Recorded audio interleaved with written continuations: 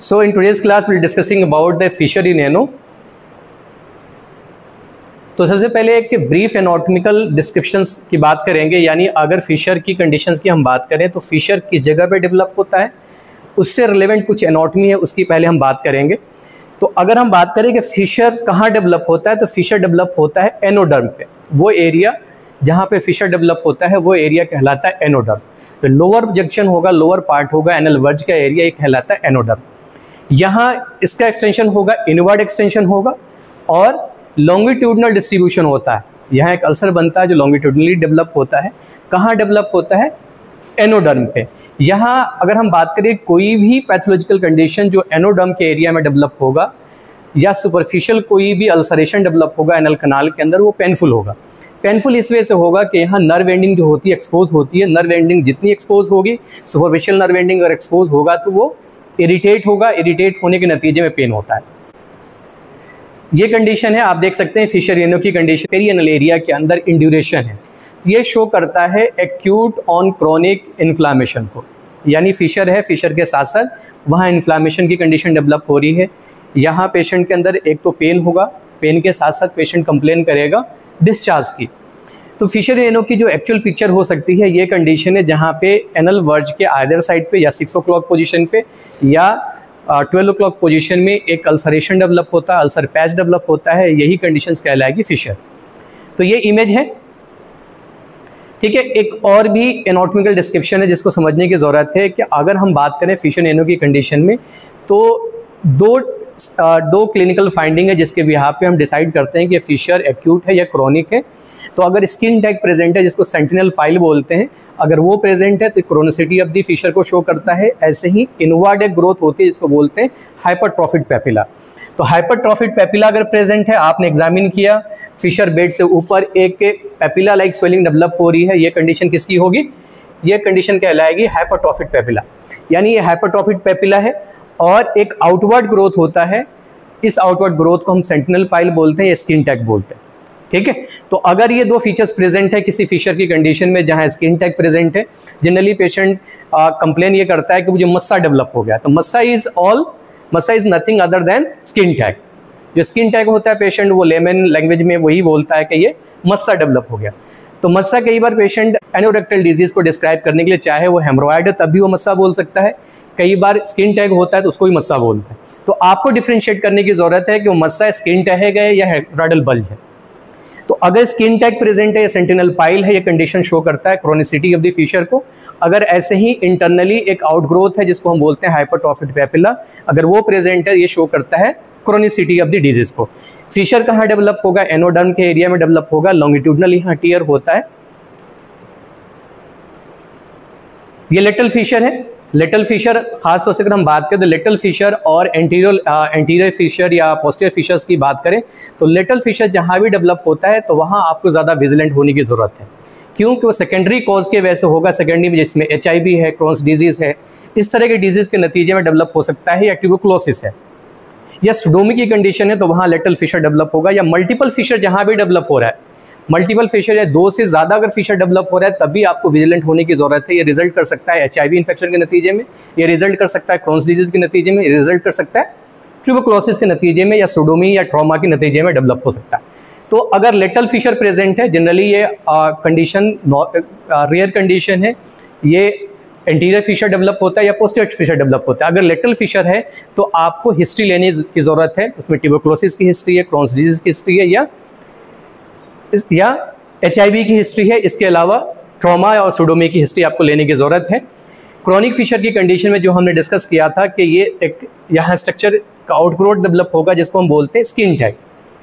ये skin tag है, ये आउटग्रोथ है, यहाँ पे फिशर प्रेजेंट है, फिशर बेड प्रेजेंट है यहाँ, ठीक है। तो ये आउटग्रोथ बेसिकली ये क्या है? आउटग्रोथ। ये आउटग्रोथ सेंटिनल पाइल कहलाता है या स्किन टैग कहलाएगा। यहाँ पे एक लॉन्गिट्यूडनल टियर है जिसको हम फिशर बोलते हैं। तो यहां से हमारी क्लास शुरू होती है कि सबसे पहले हम इंट्रोडक्शंस की बात करेंगे। फिशर किस कंडीशंस को बोलेंगे? तो फिशर ये वो कंडीशन है जिसमें long axis of anal canal के लॉन्ग एक्सिस के अंदर एक अल्सर डेवलप होगा। तो फिशर इज बेसिकली अल्सर, और ये अल्सर क्या है? Longitudinal axis of anal canal. Anal canal के लॉन्ग एक्सिस के अंदर एक टियर होगा, एक अल्सर डेवलप होगा और यही अल्सरेशन कहलाएगा फिशर। तो fissure is basically an ulcer in the long axis of lower anal canal. ये बहुत पेनफुल कंडीशन है, ऑलरेडी मैंने बताया क्यों पेनफुल कंडीशन होगा, यहाँ सुपरफिशियल नर्व एंडिंग एक्सपोज होता है, इसी वजह से ये कंडीशन एनोडर्म के एरिया में डेवलप होता है, साथ साथ में यहाँ नर्व एंडिंग एक्सपोज होती है, तो कंडीशन क्या होगी, पेनफुल कंडीशन होगी। ठीक है, अगर इसकी लोअर लिमिट की बात करें तो लोअर लिमिट की बात अगर हम करें यानी कहाँ तक ये अगर हम इसके डिस्ट्रीब्यूशंस की बात करें तो वो एरिया जो हमने ऑलरेडी पहले डिस्कस किया है, एनोडर्म का एरिया जहाँ पे फिशर डेवलप होता है। और इसके अपर लिमिट की बात करें यानी अपर लिमिट, फिशर की अपर लिमिट जानने की ज़रूरत है कि अगर फिशर की बात करें तो ये एक्सटेंड होता है कहाँ, ये डेवलप कहाँ होता है, ये डेवलप होता है एनोडर्म पे। इसकी जो अपर लिमिट है डेंटेट लाइन से बियॉन्ड नहीं होता, यानी कोई अल्सर डेंटेट लाइन से बियॉन्ड है तो वो पॉसिबिलिटी क्या है, किसी अदर डिजीज को रिफ्लेक्ट करता है, वो फिशर नहीं हो सकता। तो फिशर की जो अपर लिमिट है वो डेंटेट लाइन है, यानी अपर जो लिमिट है फिशर की वो है डेंटेट लाइन, डेंटेट लाइन से बियॉन्ड फिशर का एक्सटेंशन नहीं होता। लोअर अगर हम पार्ट करें, लोअर पार्ट जिसके अंदर फिशर डेवलप होता है एनल कनाल का, वो पोर्शन है एनोडर्म।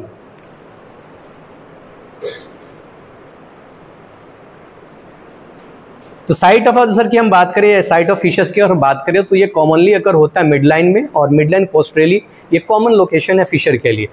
पोस्टीरियर मिडलाइन फिशर जो होगा किन लोगों में ज़्यादा कॉमन होगा, मेल के अंदर ज़्यादा कॉमन होगा। तो पहली बात यह है कि कॉमन अक्रेंस क्या है, साइट अगर हम बात करें फिशर की कॉमन साइट क्या है तो वह है पोस्टीरियर मिडलाइन। पोस्टीरियर मिडलाइन भी अगर जेंडर वाइज डिस्ट्रीब्यूशन की हम बात करें, मेल और फीमेल की कंपेयर करें तो मेल के अंदर ज़्यादा कॉमन है पोस्टीरियर फिशर। ठीक है, तो 95% केसेस के अंदर जो फिशर डेवलप होगा पोस्टीरियर मिडलाइन पर डेवलप होगा मेल के अंदर, और 5% जो फिशर डेवलप होगा वो एंटीरियर साइड में डेवलप होगा। तो अगर हम मेल की बात करें तो अगर आपसे क्वेश्चन पूछता है कोई कि मेल के अंदर कौन सा फिशर कॉमन है, साइट वाइज अगर हम बात करें तो पोस्टीरियर मिडलाइन फिशर ज़्यादा कॉमन है मेल के अंदर as compare to female. Female में भी पोस्टीरियर मिडलाइन फिशर ज़्यादा कॉमन है, पर वहाँ एंटीरियर का जो डिस्ट्रीब्यूशन होगा थोड़ा डिफरेंट है। एंटीरियर फिशर मेल के अंदर डेवलप होता है 5% केसेस के अंदर, रेस्ट ऑफ द जो फिशर यानी 95% फिशर डेवलप होगा पोस्टीरियर मिडलाइन में।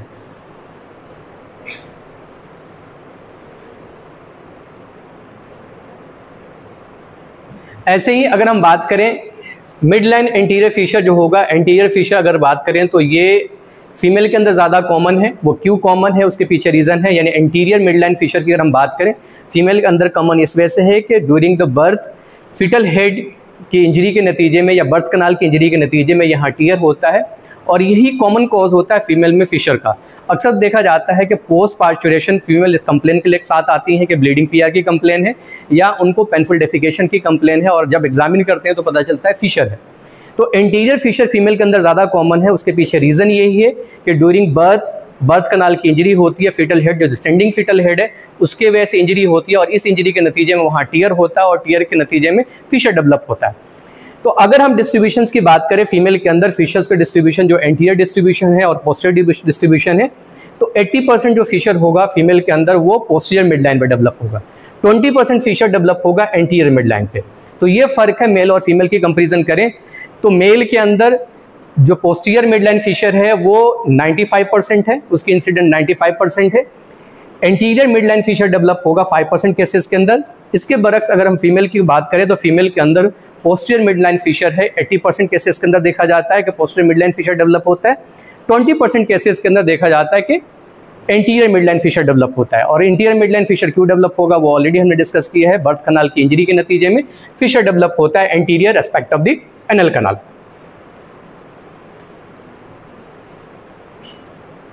ये लेटरल फिशर है, ये क्रोनिक फिशर को शो करता है। जहां स्किन टैग प्रेजेंट नहीं है वहां इस कंडीशन के फिशर्स को हम डिस्कस मान के चलते हैं कि वो एक्यूट फिशर है। तो अगर सेंटिनल पाइल प्रेजेंट है या हाइपरट्रॉफिक पेपिला प्रेजेंट है तो ये दो कैरेक्टरिस्टिक फाइंडिंग है जिसके बिहाफ पे हम डिसाइड करते हैं कि एक्यूट फिशर है या क्रोनिक फिशर है।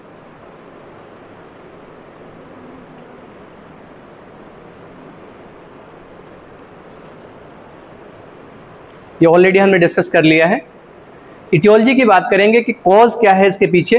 तो कॉज अगर हम फिशर्स की बात करें सबसे पहले कॉमन या आप कह सकते हैं प्रीडिस्पोजिंग कॉज है कॉन्स्टिपेशन का हो।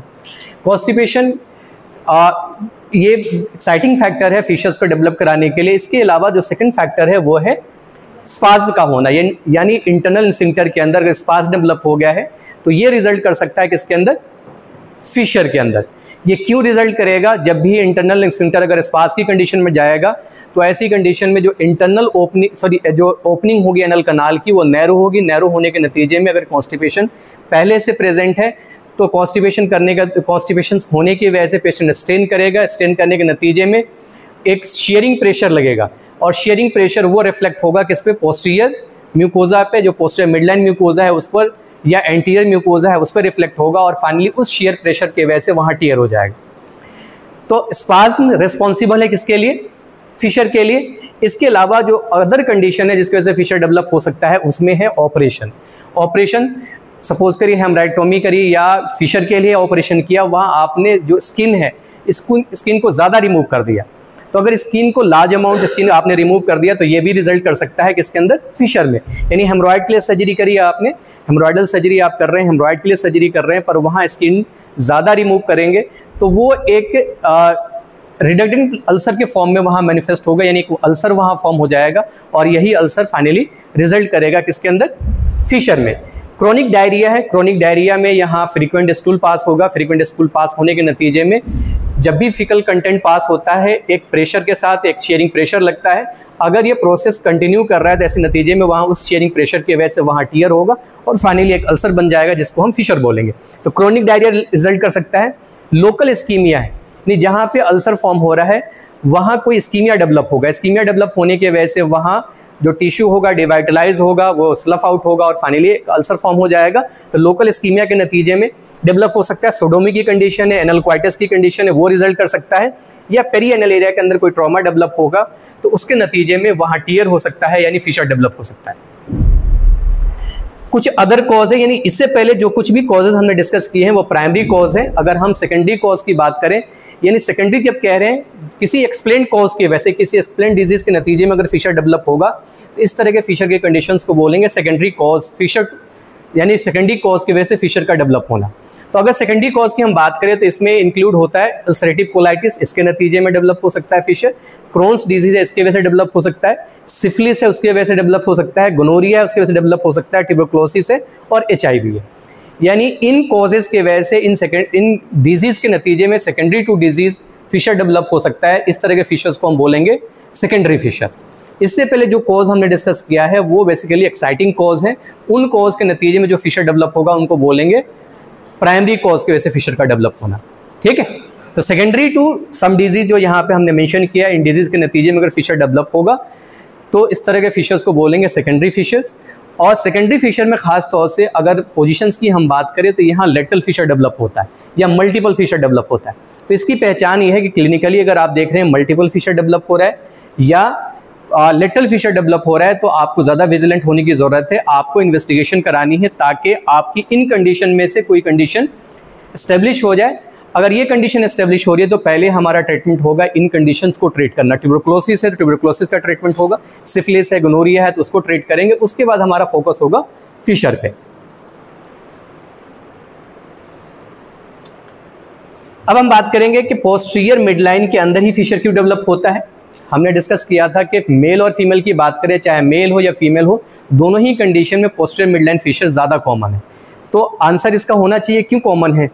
तो अगर इसके आंसर की हम बात करें तो पोस्टीरियर एंगुलेशन होता है एनल कनाल का। अगर एनाटॉमिकल स्ट्रक्चर्स की बात करें तो एक एंगुलेशन होता है पोस्टीरियर, यानी सेक्रम का जो पोर्शन होगा वहाँ एंगुलेशन होता है।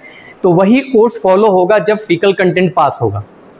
फीकल कंटेंट जब पास होगा तो पोस्टीरियर एंगुलेशन, अगर हम बात करें, एक इमेज ड्रॉ करें तो इसमें अगर ये सेक्रम है, ये कर्व्ड होता है। सेक्रम जो होगा ये कर्व्ड स्ट्रक्चर है और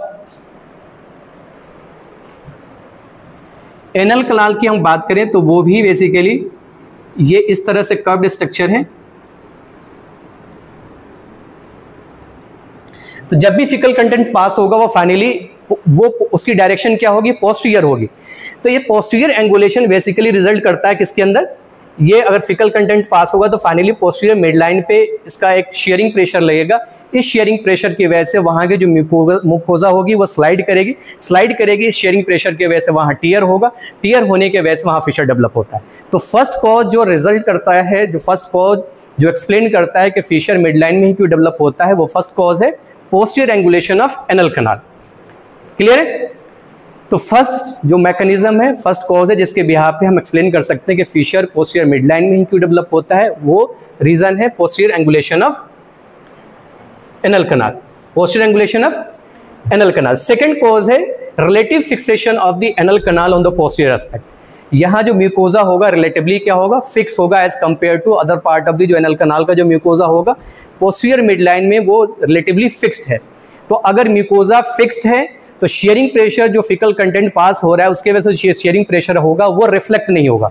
आपने मोशन की थ्योरी डिस्कस करी हुई, कोई मोशन कोई ऑब्जेक्ट है किसी मोशन में जा रहा है तो जिस सरफेस पे वो टकराता है अगर वो स्लाइड कर रहा है तो वो प्रेशर जो होगा जिस प्रेशर के साथ वो आ रहा है वो क्या हो जाएगा, लोअर डाउन हो जाता है। तो अगर म्यूकोजा पोस्टीरियर म्यूकोजा की हम बात करें वो रिलेटिवली फिक्स है तो जो शेयरिंग प्रेशर होगा फिकल कंटेंट के पास होने के वजह से वो रिलेटिवली हायर होगा क्योंकि म्यूकोजा वहाँ फिक्स्ड है। फिक्स होने के वजह से शेयरिंग प्रेशर का इफेक्ट ज़्यादा होगा। तो म्यूकोजा चूंकि पोस्टीरियरली फिक्स है तो इस वजह से शेयरिंग प्रेशर जो फिकल कंटेंट के पास होने की वजह से लगेगा वो फाइनल रिजल्ट करेगा टीयरिंग ऑफ द म्यूकोजा। इसके अलावा जो एक्सटर्नल स्फिंक्टर है पोस्टीरियर मिडलाइन में बाइफर्केट हो जाता है दो पार्ट के अंदर। तो अगर स्फिंक्टर बाइफर्केट नहीं होता तो फाइनली वो एक सपोर्ट प्रोवाइड करता। चूंकि पोस्टीरियर मिडलाइन के अंदर जो स्फिंक्टर है एक्सटर्नल स्फिंक्टर है दो पार्ट में डिवाइड होता है तो रिलेटिवली पोस्टीरियर पार्ट वीक है तो वहाँ टीयर हो सकता है। ऐसे ही एक और एक्सप्लेनेशन है वो है elliptical shape of the anal canal. ये भी रिजल्ट करता है, ये भी प्रीडिस्पोज करता है for the occurrence of the fissure on the posterior midline. तो फर्स्ट मैकेनिज्म जिसके वजह से पोस्टीरियर मिडलाइन में फिशर डेवलप होता है वो है posterior angulation of the anal canal. Second है relative fixation of the anal canal posteriorly. Third है divergence of the fibres of the external sphincter on posterior side. Fourth है elliptical shape of the anal canal. Next हम बात करें clinical features की। तो overall features की अगर हम बात करें इसकी क्लिनिकल फीचर्स को हम डिवाइड कर सकते हैं 6 कंडीशंस में या 6 सब कैटेगरीज के अंदर इन क्लिनिकल फीचर्स को हम डिस्कस कर सकते हैं। फर्स्ट है एज, यानी किन लोगों में डेवलप होगा। जेंडर वाइज डिस्ट्रीब्यूशन क्या होगा उसकी हम बात करेंगे। पेन जो कॉमन कंडीशन है फिशर की कंडीशन में, ब्लीडिंग पीआर की कंप्लेन होती है या डिस्चार्ज की कंप्लेन होती है, कॉन्स्टिपेशन होगा या प्रोराइटिस एनाई की कंडीशन होगी। तो one by one in conditions को हम डिस्कस करेंगे। तो अगर क्लिनिकल फीचर्स की बात करें तो जेंडर वाइज डिस्ट्रीब्यूशन की हम बात करें तो यहाँ मोर कॉमन है फीमेल के अंदर। जो हमने पोस्टीरियर मिडलाइन और इंटीरियर मिडलाइन से कंफ्यूज होने की जरूरत नहीं है।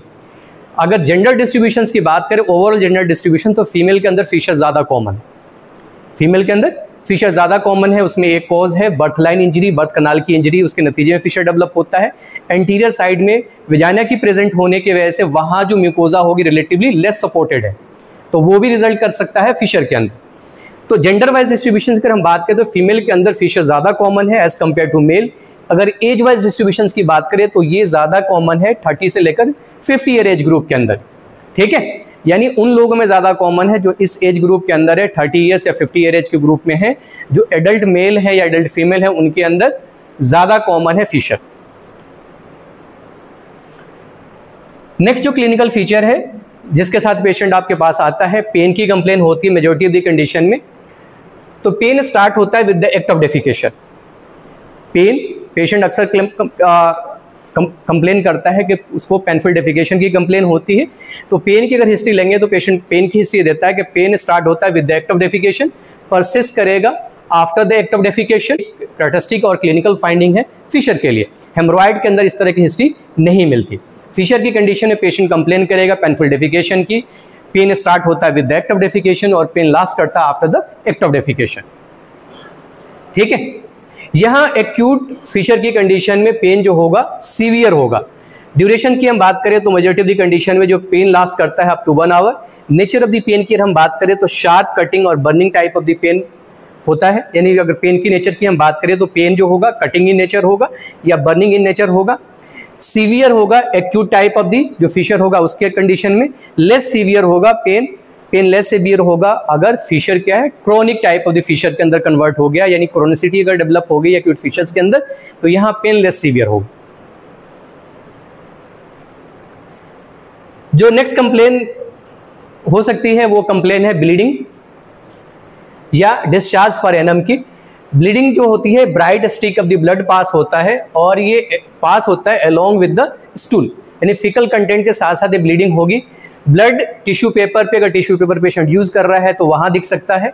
स्लाइड डिस्चार्ज होता है ऐसी कंडीशन में, और स्लाइड डिस्चार्ज खासतौर से क्रोनिक फिशर के अंदर ये कंडीशन ज्यादा देखी जाती है। कॉन्स्टिपेशन की कंप्लेन होगी, पेशेंट ये हिस्ट्री देता है, कॉन्स्टिपेशन की कंप्लेन होती है, हार्ड स्टूल पास होता है, ठीक है। प्रोराइटिस एनाई की कंप्लेन होगी, प्रोराइटिस एनाई क्यों कंप्लेन होगी, पेशेंट चूंकि डिस्चार्ज की कंप्लेन कर रहा है और जो फिशर की कंडीशन में डिस्चार्ज डेवलप होगा एनल कनाल से वो होगा mucoid in nature. Mucoid nature होने के वजह से वो इरिटेंट होगा, इरिटेंट होने के वजह से वहां इचिंग होगी। अब ऐसे केसेस के अंदर पेरेक्टल एग्जामिनेशन जरूरी है। तो पेरेक्टल एग्जामिनेशन में हम क्या मिलेगा, सबसे पहले इंस्पेक्शन के अंदर यहां टाइटली क्लोज पकर्ड एनल कनाल होगा, टाइटली क्लोज पकर्ड एनल कनाल होगा, यानी आप इंस्पेक्शन में देखोगे तो अगर आप बटक एरिया को सेपरेट कर रहे हैं तो वहां जो एनल कनाल होगा टाइटली क्लोज होगा और पकरिंग वहां दिखेगी। स्फिंक्टर टाइटली क्लोज है तो वो एरिया एनल वर्ज का जो एरिया होगा पकर्ड होगा। तो ये पैथोगोनोमिक फीचर है किसके लिए, फिशर के लिए। तो इंस्पेक्शन में अक्सर जब हम पेरेक्टल एग्जामिनेशन करते हैं तो सबसे पहले इंस्पेक्शन करते हैं। तो इंस्पेक्शन में पेरियनल एरिया की जो भी कंडीशन है, जो एबनॉर्मल कंडीशन है, उसको हम नोट करते हैं। तो फिशर की कंडीशन में जो कैरेक्टरिस्टिक फाइंडिंग है वो फाइंडिंग ये है कि यहाँ tightly close puckered anal area दिखेगा, या एनल वर्ज के एरिया के अंदर एक पकरिंग होगी और एनल स्फिंक्टर जो होगा टाइटली क्लोज होगा। यहाँ सेंटिनल स्किन टैग दिख सकता है, ठीक है, या सेंटिनल पाइल की कंडीशन देखी जा सकती है। हम बात करें प्रोक्टोस्कोपी एग्जामिनेशन जो होगा यहाँ पॉसिबल नहीं होगा, खासतौर से एक्यूट कंडीशन में। तो यहाँ क्यों नहीं करेंगे, यहाँ पेशेंट को पेन हो रहा है इस वजह से नहीं करेंगे, स्पाज्म ज़्यादा बढ़ा हुआ है तब हम प्रोक्टोस्कोपी एग्जामिनेशन नहीं करेंगे, या टेंडनेस की कंडीशन है तो हम प्रोक्टोस्कोपी एग्जामिनेशन नहीं करेंगे। क्लियर है।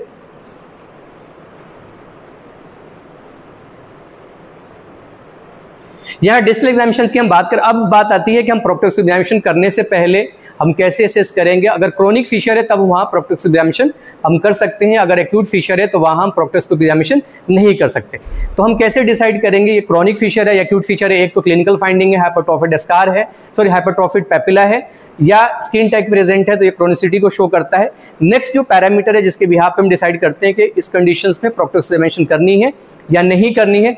तो प्रोक्टोस्कोपी एग्जामिनेशन हम तब करेंगे जब स्फिंक्टर टोन नॉर्मल है, स्पास की कंडीशन नहीं है, तो उसको असेस कर सकते हैं डिस्टल एग्जामिनेशन की मदद से।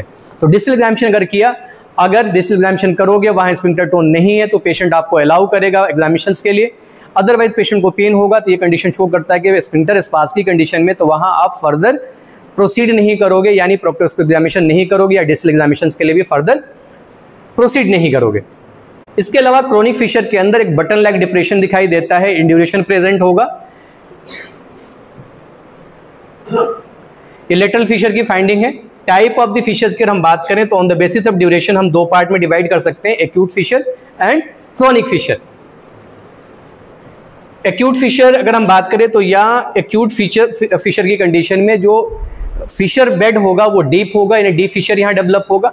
सराउंडिंग स्किन क्या होगी, एडिमेटस होगी, इन्फ्लामेटरी रिएक्शन वहाँ प्रेजेंट होगा, इन्फ्लामेशन के फाइंडिंग मिलेगी, इंड्यूरेशन वहाँ प्रेजेंट होगा। और एक्यूट फिशर एसोसिएटेड होता है स्पाज्म ऑफ द स्फिंक्टर। तो स्फिंक्टर अगर स्पाज्म की कंडीशन में है यानी वहाँ पेन की कंडीशन ज़्यादा होगी, पेन ज़्यादा होगी यानी सीवियरिटी ऑफ द सिम्टम्स क्या होगा, ज़्यादा होगा। तो फर्स्ट एक्यूट फिशर की जो फाइंडिंग है वो है डीप फिशर का प्रेजेंट होना। सराउंडिंग स्किन क्या होगी, एडिमेटस होगी, इन्फ्लामेटरी रिएक्शंस, यहाँ इन्फ्लामेटरी फाइंडिंग्स मिलेगी, इंड्यूरेशन मिलेगा, स्पास की कंडीशन देखी जाएगी, और bright stick of the blood pass होगा स्टूल के साथ या फिकल कंटेंट के साथ। पेन आफ्टर डेफिकेशन परसिस्ट करेगा। और एक्यूट फिशर की अच्छी बात यह है कि ये हील हो जाता है स्पॉन्टेनियसली। आपने कॉन्स्टिपेशन को रिलीव किया, जो एक्साइटिंग फैक्टर है उसको रिलीव कर दिया, तो अपने आप ये हील हो जाता है। क्रोनिक फिशर्स की हम बात करें तो क्रोनिक फिशर की कंडीशन में ये हीलिंग, अगर खासतौर से एक्यूट फिशर अगर हील नहीं हो तो ये कन्वर्ट हो सकता है किसके केस में, क्रोनिक फिशर्स के अंदर। तो यहाँ डीप अंडरमाइंड अल्सर डेवलप होगा। क्रोनिक फिशर की कंडीशन में डीप अंडरमाइंड अल्सर फॉर्म होगा और ये क्यों होता है? डीप अंडरमाइंड अल्सर फॉर्म होगा इन्फेक्शन के नतीजे में, यहाँ एडिमा भी प्रेजेंट होगा, ठीक है। और मेजॉरिटी ऑफ द कंडीशन में जो अल्सर होगा वो पहले हमने डिस्कस किया पैक्टिनेट लाइन या डेंटेट लाइन, उससे बियॉन्ड अल्सर एक्सटेंड नहीं करता, ठीक है। यहाँ हाइपरट्रॉफिक पेपिला प्रेजेंट होगा और स्किन टैग प्रेजेंट होगा। स्किन टैग को हम सेंटिनल पाइल भी बोलते हैं। सेंटिनल पाइल क्यों बोलते हैं? सेंटिनल पाइल बेसिकली अगर हम बात करें सेंटिनल पाइल का अगर लिटरल मीनिंग की हम बात करें तो इसका लिटरल मीनिंग है गार्ड।